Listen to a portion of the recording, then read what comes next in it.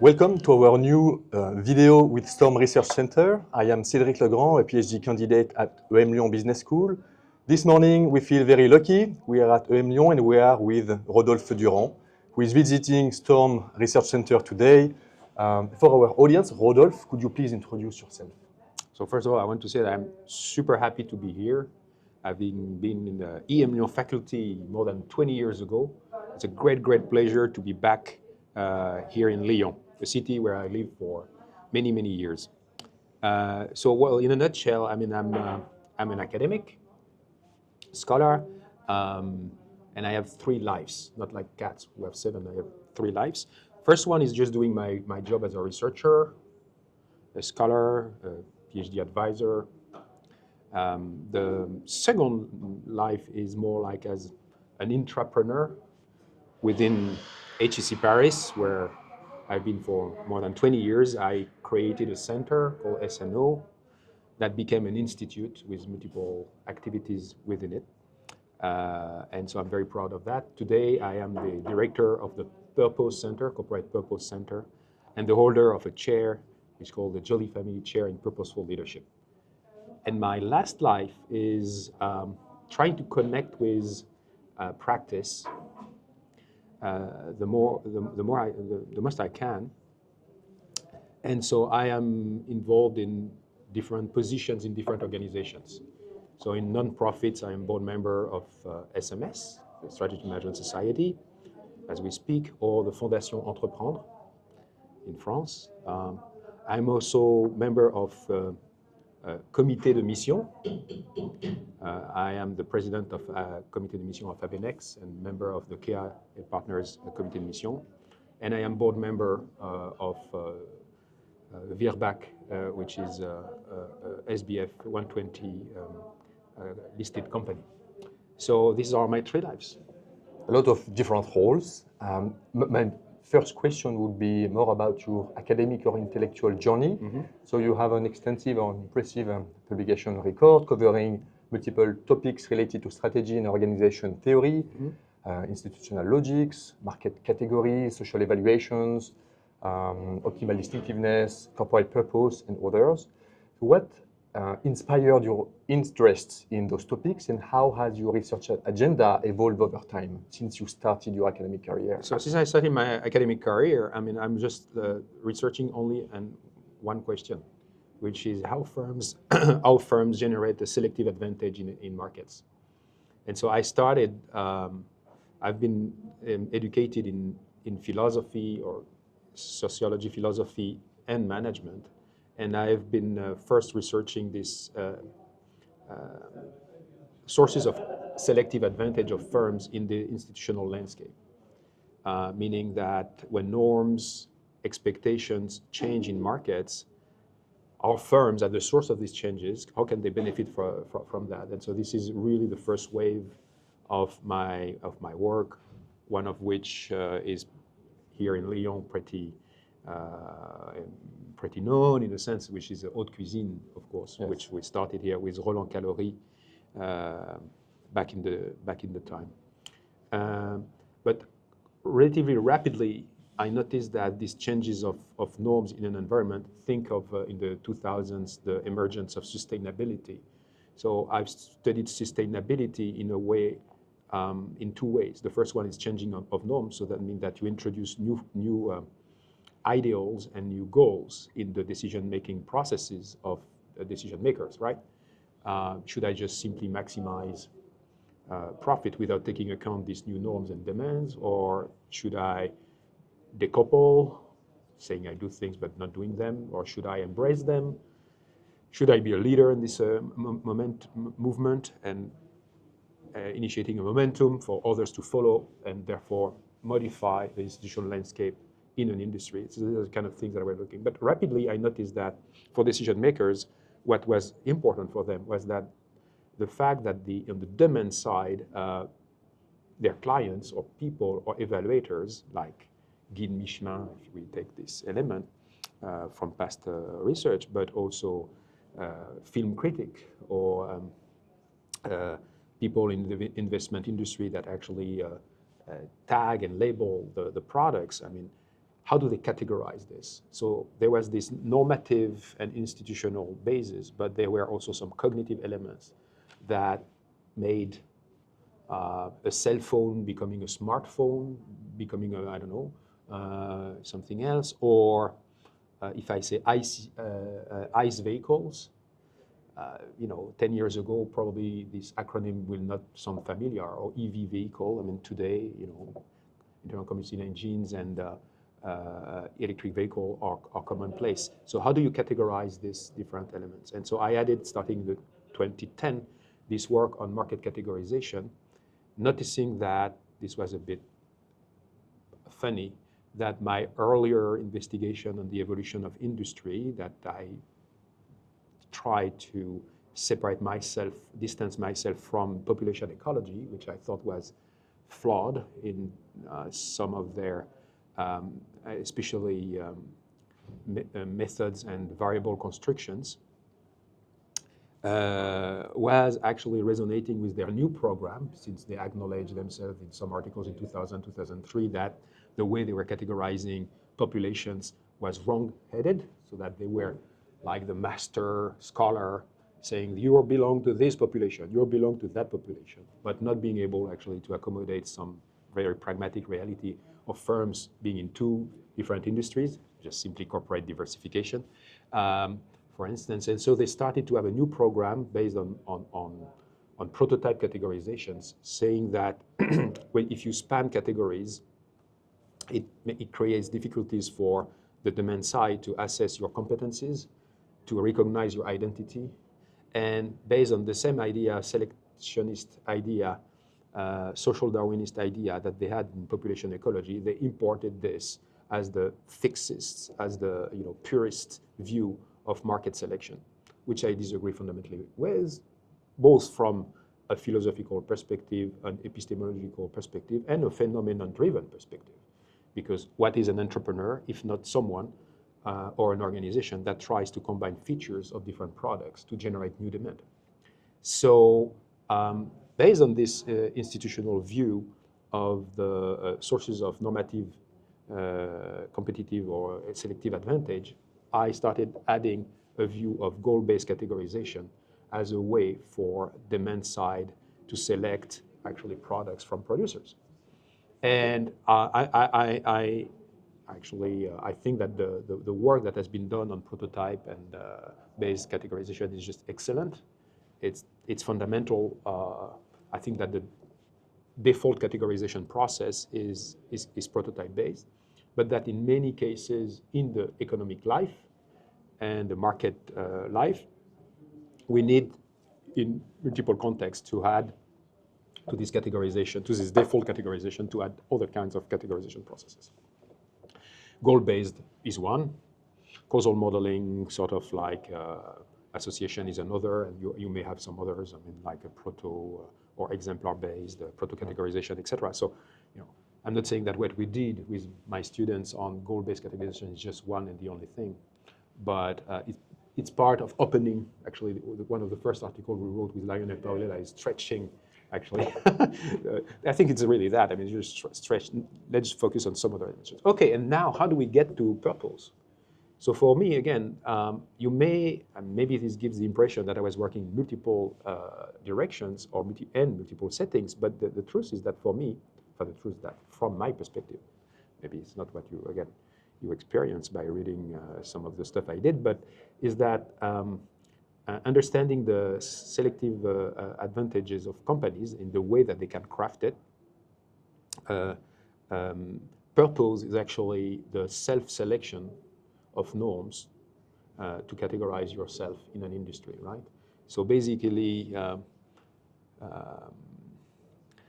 when a company decides to expose, articulate a purpose, what do they do? Well, they define the sort of competitive landscape in which they want to be and why they want to be there. And so for me, I feel this as a very important phenomenon that participates in what many other people have studied, like in moralization of markets, in legitimacy building, or how to be both legitimate and illegitimate at the same time, the different kinds of decoupling. But that means that the decision makers and the representatives of the organizations feel empowered just to say that this organization exists for that reason, that rationale, that purpose, which goes beyond profit making. And so for me, I am very interested in this, for-profit aspect of for-profit organizations for which purpose creates tension. I would not see it as acute a problem for non-profits, for instance, or maybe some. So if you take the different institutional logics to which organization can refer to, I think that the most acute tension is at the interface of corporations and other kind of logics that creates this purpose contrast. Which are the choices that I should actually abandon? I mean, because they don't respond to the purpose. Which are the ones? How can I think of the diversification of the company, not just purely on NPV terms? I mean, all these kind of, should I acquire this company? So the boundaries of the company, etc. Long answer, but I hope that it was of interest. Absolutely, gives us the common thread across all these publications. I would like to come back to purpose. It is a relatively old concept, but a hot topic for academics and also practitioners. So why do you think business leaders should care or should not care about having a corporate purpose? I think it's, so if you go back 1 century ago, I mean, you had already these conversations about, what is the role of the firm, post 1929 crisis, Glass-Steagall Act, 33, and all these conversations about what is the role of investors, what is the role of owners, what is the role of managers. And so you have, at that time in the US, you had also this conversation in France, actually, with les unions patronales and other kind of connections with the post-Taylorism and Fayol, etc. So it existed also in France, but for the history of management, that's true that we tend to look at what was happening in the US. And so you had this conversation about what was the role of this firm in the organization. And so just before the World War II and right after, you had several researchers who were trying to argue that actually the fundamental glue of a collective is purpose. So any organization has been created for a purpose. People joining the collective actually want to achieve or are put in a position to help achieve this purpose, and this collaborative association actually is what will give the organization its survival capacity and power to adapt to new considerations. And this has been washed away with the emergence of cybernetics, the emergence of the behavioral theory of the view, Herbert Simon and the others, who are saying that actually purpose is not so important for an organization, that actually individuals and teams within the organization have their own purpose, that the decision-making function of the organization results from the negotiated order between, I don't know, marketing that has more power at the time than production or vice versa, and that the organization in itself actually is the assemblage and negotiated assemblage of decision-making processes. If you add this view of behavioral theory of the firm, plus what was happening in the 50s until the 70s with the dominance of the principal agent and TCE sort of view, so very transactional, all this idea of purpose completely faded away, dissipated. Resurrected a little bit in '84 with Ed Freeman's book in Stakeholder, because if you read the book, actually, he says that the organization, the firm itself, make the stakeholder coalesce around the purpose. This has been also a bit obliterated. People haven't really noticed or taken on it. And then in the 90s, you had like Bartlett and Ghoshal, which tried through some cases to resurrect the idea that the typical control incentive system is not the best. So they tried to introduce this, but with very little empirical evidence to support it. So this is a bit like the very vague story, very brief story of this notion of purpose. And then I think that 2008, 2009 is an important date. So I might be wrong, I might be right. Because for me, it marks this crisis, actually, personally, is when I decided just to start becoming this entrepreneur, sort of, I was mentioning before. So, because I think that lots of decision makers, not all of them, but some of them started to realize that the economic activity, with all the benefits that he was providing, also was creating some people called it negative externalities, and that the balance sometimes might not be as positive as they were expecting, and they were starting questioning what was the role and the fundamental function of our organizations. This is when sustainability, came to the fore, and so for me, sustainability is more like so I'm talking here not as a citizen, I'm talking as a researcher, is actually this emanation of the normative and categorization phenomenon that I was discussing before. And so here, people were starting re-questioning actually the purpose of the organization, if profit maximization is the alpha and omega of the firm. I mean, maybe actually, we will be in trouble because some resources will be overexploited, common pools of resources, common good, Ostrom and all the other similar works showed that.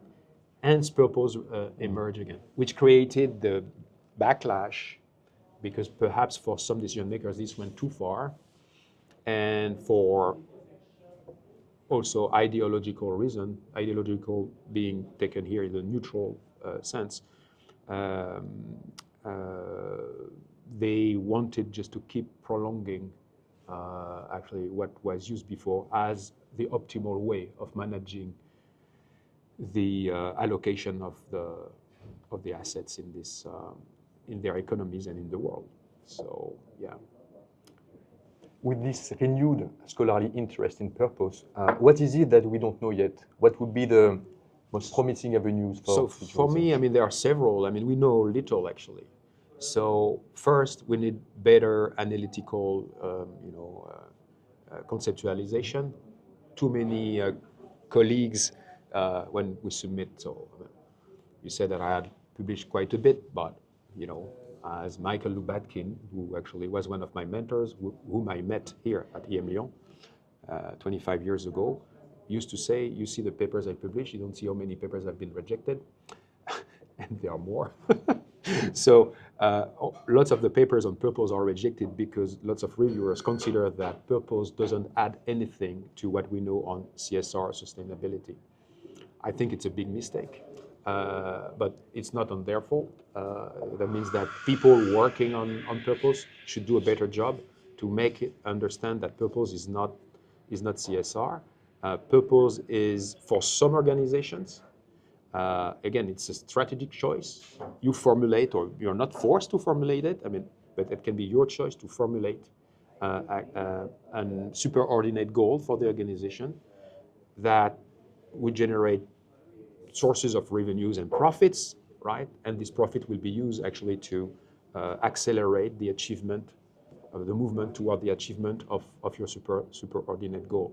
So first, it's a strategic choice. So the other day I was talking with a company which is in the defense industry. Their purpose is not sustainability. Their purpose is sovereignty, national sovereignty. So that's a purpose. A purpose can be, putting a man or woman on Mars. This is a purpose. And then we can discuss it. We can discuss the moral underpinnings of that. It can be innovation. It can be fighting poverty. It can be many different things.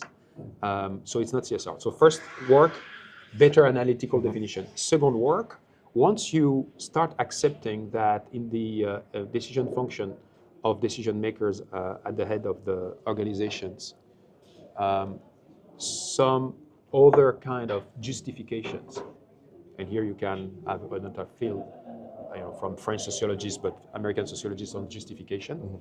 So when you start telling that there are other rationales for justification of the decisions, what do? Basically, you are asking for a better understanding of the moral underpinnings of decision making. So you are opening the economic utility function to some other dimensions. And so I think that is a fantastic avenue just to try to understand the capacity of decision makers to maximize, to optimize, to satisfy on different injunctions that they have self-inflicting themselves, right? Because they are in an organization with a certain purpose. So that's a second, I think, avenue where I think that management, strategy, OT can benefit from conversations with moral philosophy, with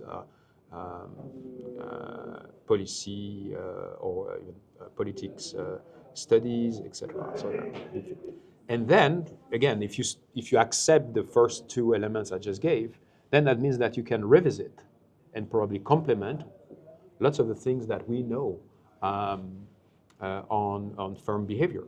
So diversification, internationalization,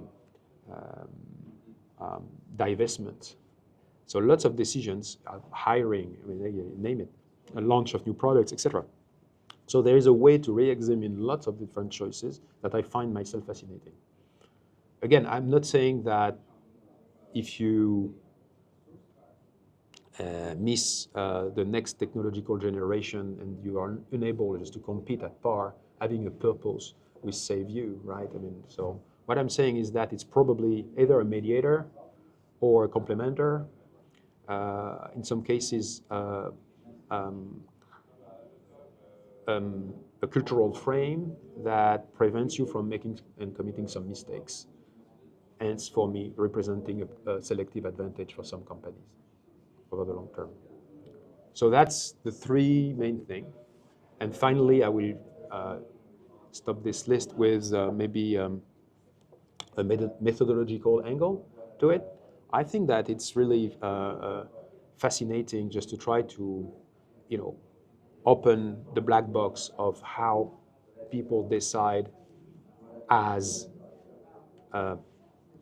executives of a company. If you look at what we have been doing in management for a very, very long time, basically we look at top management team diversity in terms of gender, race, backgrounds, background or prior experiences from the firm, lateral hires, whatever, independence. But we haven't really, I think, entered the area of intrinsic motivations and legitimation. By legitimation, I want to say justification, logics of their decision making, and I think that this could be of interest. So I've had like some seeds in some of my papers about that. So for instance, if you look at the AMR paper with Flore Bridou and Régis Kerdoua in 2011, where we look at the compositions of the collectives in terms of intrinsic motivations and what are the type of incentives that will provide the best creation of collective value, I think that you have like these notions of maybe that could be applied to top management teams, or in the work on categorization. If you look at market categorization, so typically you say that, I don't know, I mean, a given type of audience will have a given type of categorization process. So analysts will analyze with certain lenses, whereas the market takers, the clients, will follow a different kind of utility function, so to speak. What we are saying with several colleagues is that maybe actually you may have more heterogeneity within each population to such an extent that maybe if you take the two tails of the distribution, these two tails could be closer than actually what their barycenter of their group would tell them. So you could have like some, I would say, extreme, on the left distribution of the left tail of the distribution for clients that could be closer to the right tail of the mediators or analysts. So these kind of things. So if you transpose this in what I was saying about purpose, it might be that some justification for decisions actually would make some actors that we see as very separate to be closer than they are actually. And so this is what fascinates me, I mean, in terms of investigating these decision-making processes. And perhaps we can do this with new methods and new tools, LLMs and other kinds of experiments, or even cerebral imagery or any other kind of things that you could imagine. My next question is about sustainability. You started to mention it. So in 2009, you created what is currently known as the Sustainability in Organizations Institute at HEC. So it was in the aftermath of the financial crisis. What was your motivation back then? Why did we or did a school like HEC need an institute like that? So it didn't start as an institute, right? It started as a modest center. I mean, very simply, I mean, I felt co-responsible of the crisis at the time. So for me, as I was saying, this crisis, I think, is really what marks the beginning of the 21st century, in a sense of it's when governments, states accepted to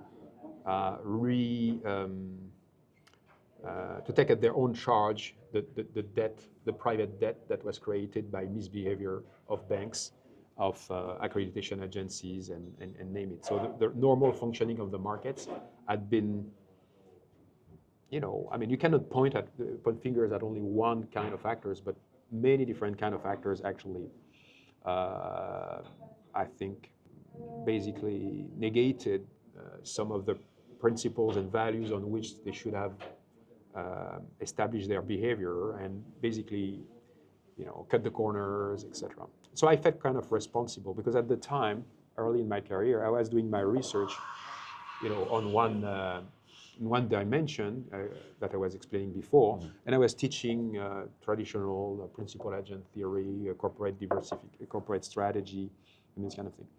And I said, basically, the students I've been educating in the US, in the UK, in France, I did not transmit what I could have shared with them.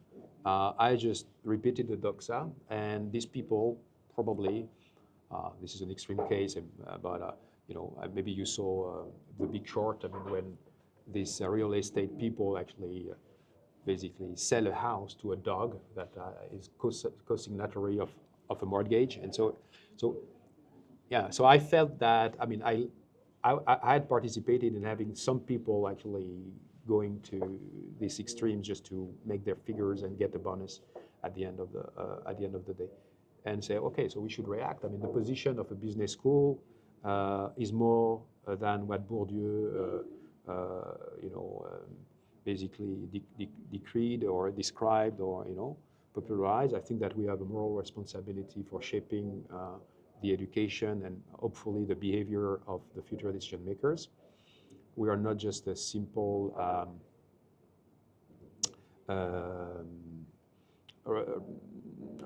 reproducer of a doxa. We're more than that. And so let's start. And with several colleagues actually, seem to be convinced about that. And so we started with a small budget to have like a seminar. We created the Medici Summer School, which still active today, and that was it. And quite rapidly, some other initiatives led by, for instance, Bénédicte Fèvre-Tavignot, appeared to be very convergent, and so we pooled or forces and attracted the corporate donations, individual donations through the HEC Foundation. And we grew bigger and bigger till the creation of the institute. Yeah, which had the mantra of think, teach, act, and where of course for a sustainable world, and the this mantra think, teach, act, when HEC revisited its raison d'être, when it took it actually, and so it's a bit of a legacy of S&O to HEC Paris. Yeah, and so sustainability was clearly at the time actually the big phenomenon that was disturbing the doxa, both from an institutional and moral perspective and from a cognitive perspective from market actors. And you can see that I have been working on multiple topics related to sustainability for that reason. And from this research angle, really. My last question would be our traditional question. Would you have any piece of advice to PhD students or junior scholars? Well, it's always difficult just to be generic and give advice. So I would say read, because these days with the new tools that we have that enable just to locate references and synthesize arguments in a very fast and effective way, there might be a tendency to not go deep in the reading. So for me, I mean, I think that because of these tools that I just described, but also with some focus on the methodological component of the research, there might be a tendency and a risk just to develop hyper sophisticated methodological apparatus that produce, I would say, knowledge that perhaps is not as novel as you would expect. So, and perhaps not as contributive as you could expect. So a good way to find unresolved questions is to deeply engage with the theories that have been developed and try to see. So, for instance, the purpose, idea, just to mention this one, it's pretty interesting just to go back to Chester Barnard and see how, after, again, Glass-Steagall Act, he was reflecting on what it means to be collaborative, etc. Because this is where the richness of the theorization that then led to some other streams, right? And trying to go back to the root and understand how this has been evolving and has been developing is important, so that you can locate the locus where the theorization has been diverging, and just try to get at the nerve of important questions. So, yeah, good reading. Don't be too much seduced by the methods, and so it's important and necessary for you to master the methods. But what I'm saying is that the questions should precede the method, and try to find a question that fascinates you and that for which you need several steps to and therefore articles, products, books, whatever, to be answered.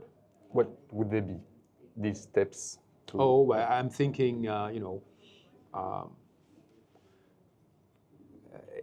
so for instance, establishing the question as being one of importance with one argument or one case, one study, and then raising different sort of issues and having one research, one paper trying to address this issue. So not thinking about research papers, but thinking about a research program.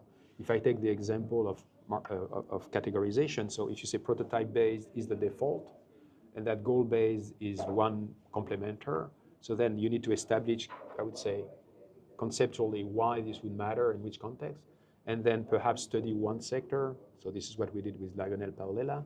So we have the 2013 article, then we have the 2016 article, and then you can keep on, pushing the agenda one bit and one piece at a time. So that would be the two advice I would give. So the first one is like really take the time necessary to ask an important question. Don't be fooled by the technological methods, or although you need to harness them, and try to think in terms of a research program, so that your baby question can grow and expand into different projects. Wonderful. Thank you very much, Rodolphe, for sharing your experience and being with us. Yeah, it's again a great pleasure. To have been here, and back to Lyon, back to EMU. Thank you.